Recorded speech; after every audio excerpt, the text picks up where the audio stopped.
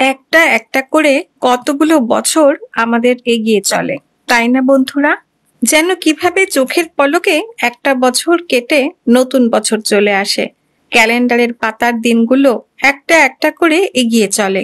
কখনো কি এটা ভেবে দেখেছো যে তোমার কোনো প্রগ্রেস হচ্ছে কিনা? মানে তুমি কোনোভাবে এগিয়ে চলতে পারছো কিনা সঠিক পথের দিকে? আমি তো ঠিক জানি না যে তোমার গত বছরটা ঠিক কেমন ছিল আর কেমন ভাবেই বা সেটা কেটেছে, কিন্তু বন্ধু, সামনে আসতে চলেছে নতুন একটা বছর, মানে কয়েকটা নতুন নতুন মাস। আমি তো গ্যারেন্টি দিয়ে বলতে পারি যে তোমার লাইফটা সত্যি পরিবর্তন হয়ে যেতে পারে আর একদম দারুণ চ্যালেঞ্জিং হয়ে যেতে পারে মাত্র 6 মাসের মধ্যে, যদি তুমি আজ থেকেই, এই মুহূর্ত থেকেই শপথ করতে পারো। হ্যাঁ বন্ধু, আমি তো তোমাকেই বলছি, 6টি মাসের জন্য উধাও হয়ে যাও তো। যে লক্ষ্যে তুমি 5 বছরে পৌঁছাতে চাও তা মাত্র 6 মাসেই তুমি অ্যাচিভ করে ফেলতে পারো। তোমার মধ্যে দারুণ একটা পরিবর্তন চলে আসতে পারে। কি বিশ্বাসই হচ্ছে না? তাহলে আজকের তারিখটা তুমি ক্যালেন্ডারে একটা গোল পাকিয়ে দাগ দিয়ে রাখো, আর অন্য কিছু না শুনে দয়া করে যা কিছু এক্সট্রা করছো সেগুলো আগে বন্ধ করে দাও। মাত্র 6 মাসের জন্য একটু পরিবর্তন নিজের মধ্যে আনতে পারছো না? সামনের 6 মাসের জন্য ভুলে যাও যে তোমার দুনিয়াতে কোনো বন্ধু আছে। বিশ্বাস করো, কেউ কোথাও যাবে না তোমাকে ছেড়ে। 6 মাসের জন্য দরজাটা রুমের বন্ধ করে দাও, দূরে চলে যাও সমস্ত ধ্বংসের থেকে। মানে 6 মাস তোমাকে সমস্ত দুনিয়ার মানুষের থেকে উধাও হয়ে যেতে হবে, নিজেকে আইসোলেট করে ফেলতে হবে, ঠিক করোনার সময় যেভাবে আমরা ছিলাম, যেখানে থাকবে শুধু তুমি, তোমার মাইন্ড, তোমার বডি আর লক্ষ্য, আর থাকবে শুধুমাত্র তোমার উদ্দেশ্য আর তোমার জীবন। কি ভাবছো বন্ধুরা? 6 মাস এত বেশি সময়? আরে বন্ধুরা, এটা তো শুনতে একটু বড় লাগছে হয়তো, কিন্তু এটাও তো ভেবে দেখো, এটা তুমি তোমার লাইফ আর স্বপ্নের জন্য করছো, আর সবকিছু তোমার নিজের ভালোর জন্যই করছো। আর যে যাই বলুক না কেন, মনে করবে তারা ফালতু কথা বলছে। তুমি যাকে বন্ধু বলে মনে করো, সে হয়তো তার নিজের কোনো স্বার্থের জন্য তোমাকে কাছে ডাকছে। বিশ্বাস করো, তোমার যাওয়া আর না যাওয়ার জন্য ওদের কারোর কিচ্ছু যায় আসবে না। মনে রেখো, এই 6 মাসে তুমি যত আলতু ফালতু লোকেদের সাথে মিশবে, তুমি ততই নষ্ট হবে, আর এভাবেই তুমি কোনোদিনও উন্নতি করতে পারবে না। তাই ওদের গ্রুপ থেকে লিফট হয়ে যাও, ফালতু মানুষ এড়িয়ে চলো, আর টাইম ওয়েস্ট যারা করে তাদেরকে ব্লক করে দাও তোমার জীবন থেকে, ফেসবুক থেকে, সমস্ত জায়গা থেকে। ইনস্টাগ্রামে দুনিয়া থেকেও বের হয়ে আসো। তোমার কোনো জরুরি কাজ আছে এই কথা বলে শেষ করে দাও চ্যাটিং। শুধু শুধু মেসেজ টাইপ করে নিজের সময় নষ্ট করো না। তোমার বিপদে কিন্তু তোমাকে কেউ দেখতে আসবে না। 6 মাসের জন্য একটু নিজেকে বদলাও, নিজের কথা চিন্তা করে, নিজের লাইফ, নিজের স্বপ্ন, নিজের লক্ষ্য, নিজের পরিবারের কথা চিন্তা করে। এইটুকু কঠিন কাজ তোমাকে করতেই হবে বন্ধু। Speechless, do more. আর একটা কথা মনে রেখো, খালি পেট আর পয়সা সবসময় ঝনঝন করে আওয়াজ করে বেশি, কি তাই না? তোমার স্টাইল, তোমার অ্যাটিটিউড আর স্ট্যাটাসে কিছুই হবে না বন্ধু। কেউ কিছু বলে দিয়েছে আর তুমি তার উত্তরে তাকে স্ট্যাটাস দিয়ে নানা কিছু বোঝাবার চেষ্টা করছো। স্ট্যাটাসের পর স্ট্যাটাস দিতে দিতে তুমি তো ক্লান্ত হয়ে যাচ্ছ, আর একদিন ক্লান্ত হয়ে বিছানায় পড়ে যাচ্ছ। তাই অন্যকে জানানোর জন্য বা অন্যকে জ্বালানোর জন্য স্ট্যাটাস দেওয়া বন্ধ করে দাও বন্ধু। ফেসবুক আর ইনস্টাগ্রামের ফাঁদ থেকে একটু বাইরে বেরিয়ে আসো। মানুষের সাথে ফালতু তর্কাতর্কি করাও বন্ধ করে দাও। সকলকে কিন্তু নিজের মনের কথা বলতে চেও না। তোমার জীবনেই তোমার সবচেয়ে প্রাইভেট অংশ, তাই সবাইকে নিজের জীবনে চটপট করে ঢুকতে দিও না। কখনো কি ভেবে দেখেছো, তুমি বারবার ঠিক করা সত্ত্বেও, বারবার মোটিভেশন নেওয়া সত্ত্বেও কেন সবকিছু আবার থেমে যায়? কেন সবকিছু ঠান্ডা হয়ে যায়? কারণ তুমি এমন মানুষদের সঙ্গে মেশো যারা তোমার সমস্ত এনার্জি শুষে নিয়ে একেবারে তোমাকে ক্লান্ত করে দেয়, ঠিক একটা খালি খোসা বা ছিবড়ের মতো। তাই এরকম বন্ধুত্ব থেকে বাইরে বেরিয়ে আসো। মানুষকে নিয়ে সমালোচনা করা আর বসে বসে শুধু অন্যকে নিয়ে ভাবনা চিন্তা করাও ছেড়ে দাও। যদি তুমি কোনোদিন না থাকো, দুনিয়া কিন্তু থেমে যাবে না। তোমার থেকে অনেক বেশি গুণসম্পন্ন মানুষের মৃত্যুর পরেও পৃথিবী ঠিক তার মতো করেই এগিয়ে চলেছে।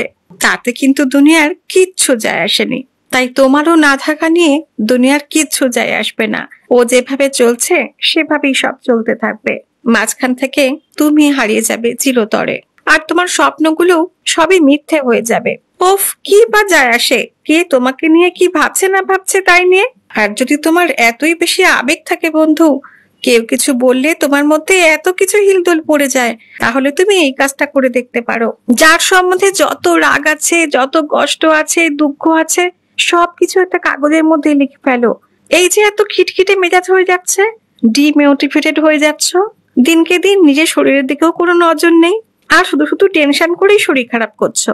একটা কাগজে এবার লিখে ফেলো তো, কেন তোমার আত্মবিশ্বাসটা হারিয়ে যাচ্ছে? কেন এত টেনশন তোমার? যত রাগ, অভিমান, নেগেটিভ এক্সপিরিয়েন্স সবকিছু কাগজে লিখে ফেলো।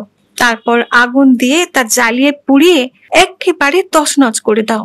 দেখবে তোমার ভেতরের ফিলিংস গুলো জ্বলে পুড়ে ছাই হয়ে যাওয়ার পর তোমার মনটা অনেক ভালো লাগছে, অনেক ফ্রেশ লাগবে তখন তোমার।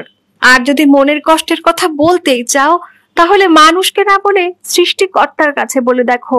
রাতের আঁধারেও তাকে প্রার্থনা করে সবকিছু মন খুলে বলো। মনে রেখো বন্ধু, বাইরের মানুষকে নিজের কষ্টের কথা শুধু শুধু বলে নিজের দুর্বলতা প্রকাশ করা ছাড়া আর কোনোই লাভ হবে না।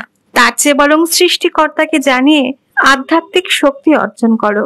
মনে রেখো, তোমার চোখের জল মোছাবার জন্যে আর অন্য কেউ সহজে এগিয়ে আসবে না।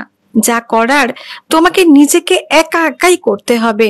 আর সৃষ্টিকর্তার আশীর্বাদ তোমার মাথায় থাকলে তোমার পথ চলতেও আরো অনেক সুবিধা হবে। Think you like a product. সমীক্ষা দেখা গেছে যে 1 মাস ধরে তুমি যা খাবে, যা শুনবে, যা করবে, 1 মাস পর তুমি ঠিক প্রায় সেই রকমই হয়ে যাবে। মানে এগুলো তোমার অভ্যাসে দাঁড়িয়ে যাবে।